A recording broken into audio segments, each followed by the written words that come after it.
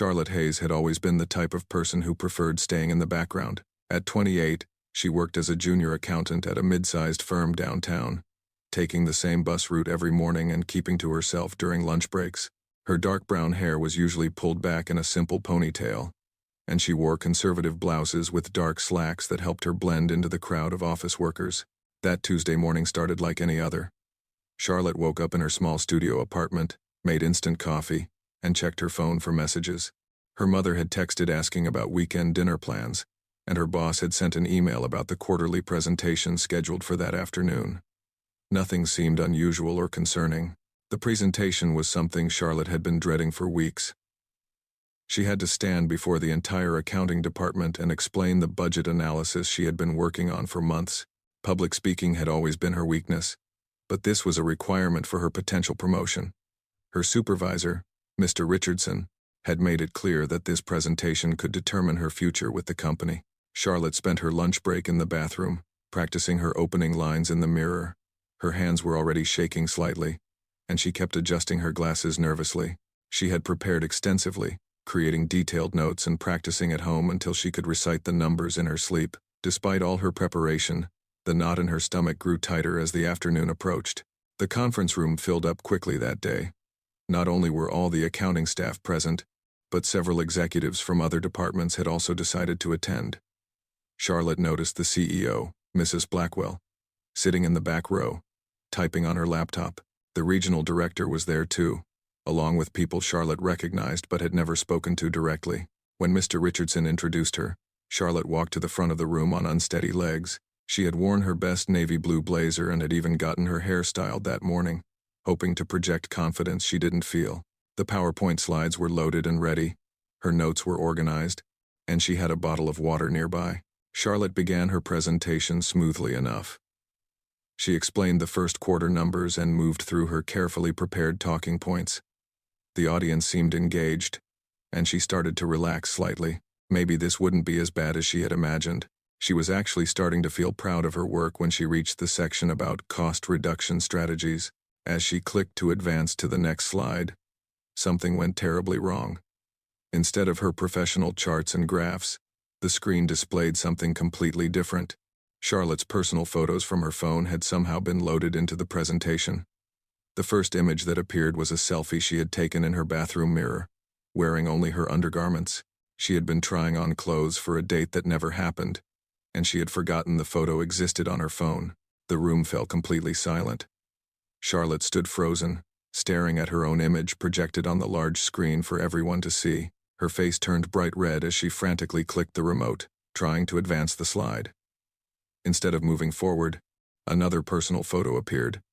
This one showed her crying in her car after a particularly bad day at work, mascara running down her cheeks. Charlotte's breathing became shallow and rapid. She could feel dozens of eyes staring at her, and she heard someone in the back row whisper something to their colleague. Her hands were shaking so badly that she dropped the remote, and it clattered loudly on the floor. When she bent down to pick it up, she accidentally knocked over her water bottle, which spilled across the table and dripped onto the carpet. The technical difficulties continued as Charlotte desperately tried to regain control of the presentation. Each click of the remote seemed to bring up another embarrassing personal photo. There was one of her eating ice cream alone on her birthday, another of her unsuccessful attempt at making dinner that had ended with a smoke-filled kitchen, and several unflattering photos her sister had taken during a family gathering. Mrs. Blackwell looked up from her laptop with a confused expression. The regional director was whispering urgently to his assistant. Charlotte could see some of her colleagues pulling out their phones, and she realized with horror that people might be taking photos of her humiliation. The room felt like it was spinning, and she could barely breathe. Charlotte's vision started to blur, and she felt dizzy. She had suffered from anxiety attacks before, but never in such a public setting. She was completely mortified and felt like she might faint or throw up. Her professional reputation was being destroyed in real time, and there seemed to be no way to stop it. She stood there helplessly, watching her most private moments being displayed to her bosses and colleagues, feeling more vulnerable and exposed than she had ever felt in her life. In the midst of Charlotte's growing panic, she noticed movement near the back of the conference room. A tall man in a dark blue security uniform had quietly entered and was observing the situation. His name tag read, Marcus Williams, and he was the building's head of security. Marcus was a veteran who had worked in the building for over 15 years, and he had developed a keen sense for when situations were about to spiral out of control. Marcus had been making his routine rounds when he heard commotion coming from the conference room. Through the glass door, he could see a young woman at the front of the room who appeared to be in distress. The large screen was displaying what looked like personal photos, and the atmosphere in the room felt tense and uncomfortable. His training had taught him to recognize signs of someone having a panic attack, and every instinct told him this situation needed immediate intervention. Without hesitation, Marcus stepped forward and walked purposefully toward the front of the room. His presence commanded respect, and his calm demeanor immediately caught everyone's attention. He was a large man with graying hair and kind eyes, and he moved with the quiet authority that came from years of handling difficult situations. "Excuse me, folks," Marcus said in a clear, authoritative voice that carried across the room. "We're experiencing some technical difficulties that need to be addressed immediately." He walked directly to Charlotte, who was still frantically trying to regain control of the presentation while tears began forming in her eyes. Marcus quickly assessed the situation and located the main computer controlling the projection system. With swift, practiced movements, he disconnected the laptop from the projector, causing the embarrassing images to disappear from the screen. The room was suddenly filled with the plain blue background of the projection system, instead of Charlotte's personal photos. "Ma'am," Marcus said quietly to Charlotte, his voice gentle but firm, "I need you to take a deep breath. Everything is going to be okay." He positioned himself between Charlotte and the audience, giving her a moment of privacy to collect herself. His broad frame blocked much of the room's view of her, providing a shield of protection during her most vulnerable moment. Marcus then turned to address the room with professional composure. "Ladies and gentlemen, we've had a technical malfunction with the presentation system. For security reasons, I'm going to need to clear this room temporarily while we resolve the issue."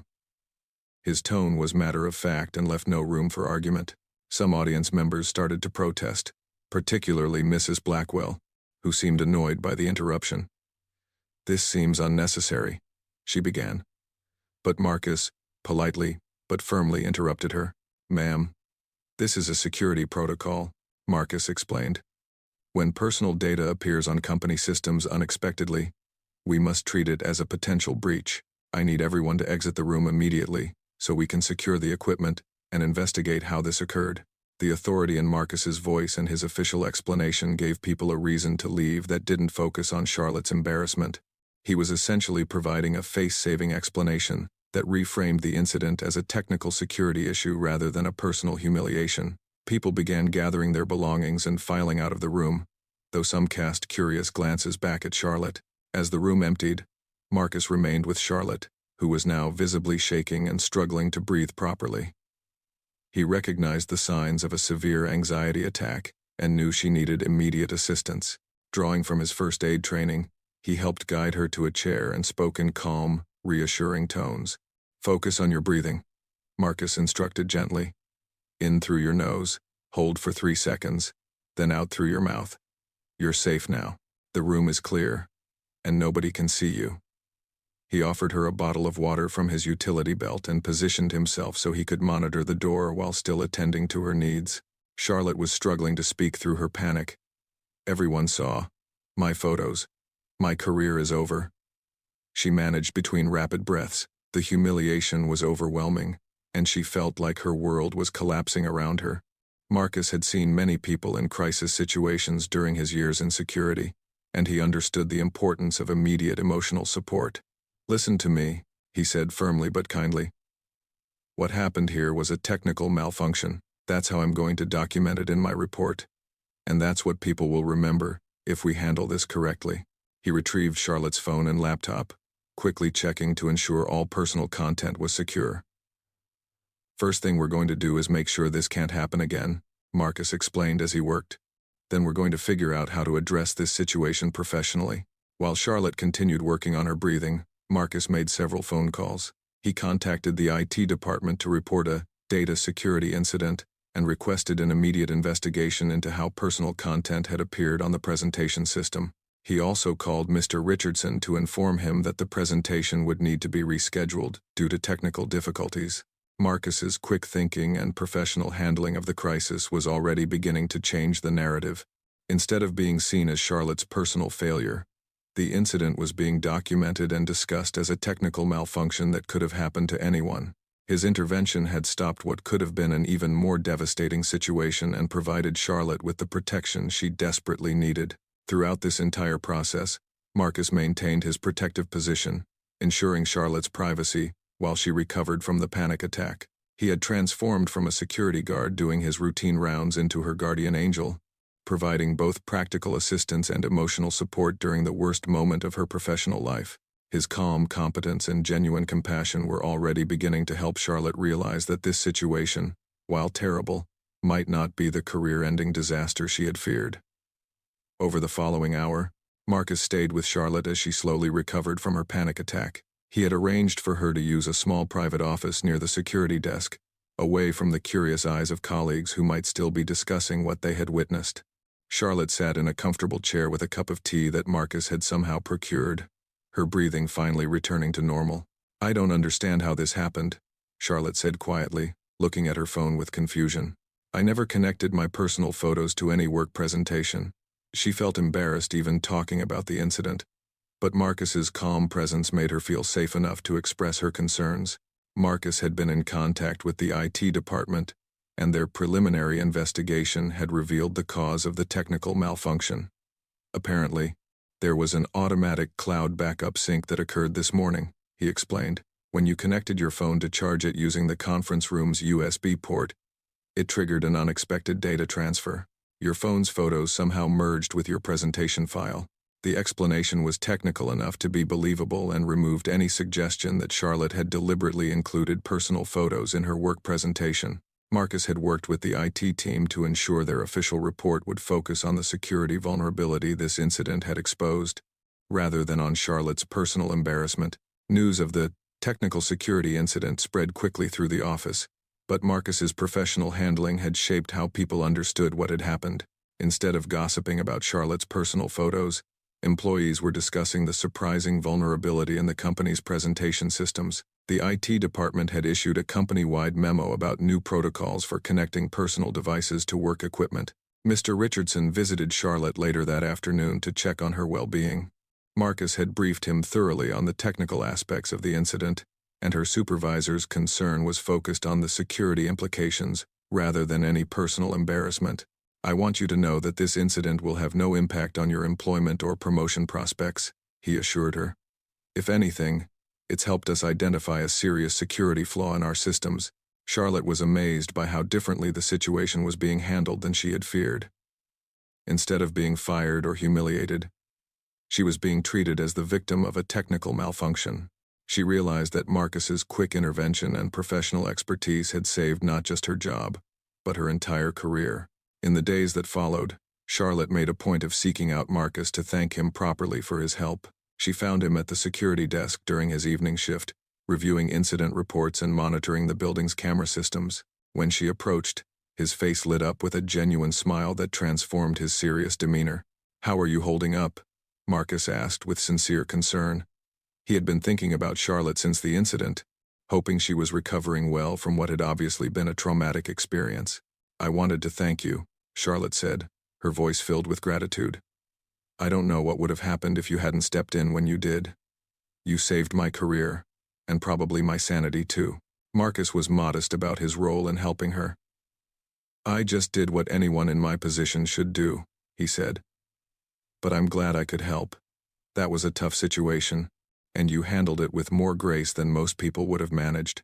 Their conversation that evening lasted much longer than Charlotte had planned. She learned that Marcus was a former military police officer who had found his calling in civilian security work because he genuinely cared about protecting people. He was divorced, had 2 grown children, and had been working at the building long enough to see many employees through various professional crises. Marcus learned that Charlotte had been struggling with anxiety for years but had never experienced anything as severe as what happened during the presentation. She was incredibly grateful not just for his practical assistance, but for the way he had treated her with dignity and respect during her most vulnerable moment. Over the following weeks, Charlotte and Marcus developed an unexpected friendship. She would stop by the security desk to chat during her lunch breaks, and he would update her on the ongoing IT security improvements that had resulted from the incident.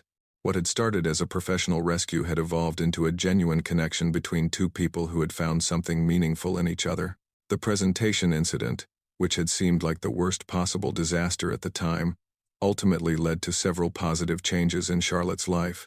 The company implemented better security protocols that protected all employees. Charlotte received counseling support that helped her manage her anxiety more effectively, and she gained confidence from surviving such a challenging situation. Most importantly, she had discovered that Marcus Williams was much more than just a security guard who had happened to be in the right place at the right time. He was a thoughtful, caring person who had seen her at her worst moment and had chosen to help rather than judge. Their relationship continued to grow, built on a foundation of mutual respect and the shared experience of having weathered a crisis together. 6 months later, when Charlotte finally gave her rescheduled presentation to the accounting department, she felt nervous but prepared. This time, her slides worked perfectly, and she delivered her budget analysis with confidence and clarity.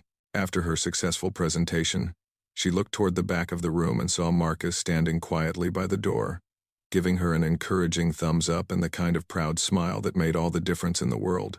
The mortifying incident that had once seemed like the end of everything had instead become the beginning of something beautiful. Charlotte had learned that sometimes the worst moments in life can lead to the most unexpected gifts, and that there are still people in the world who will step forward to help when others are in need.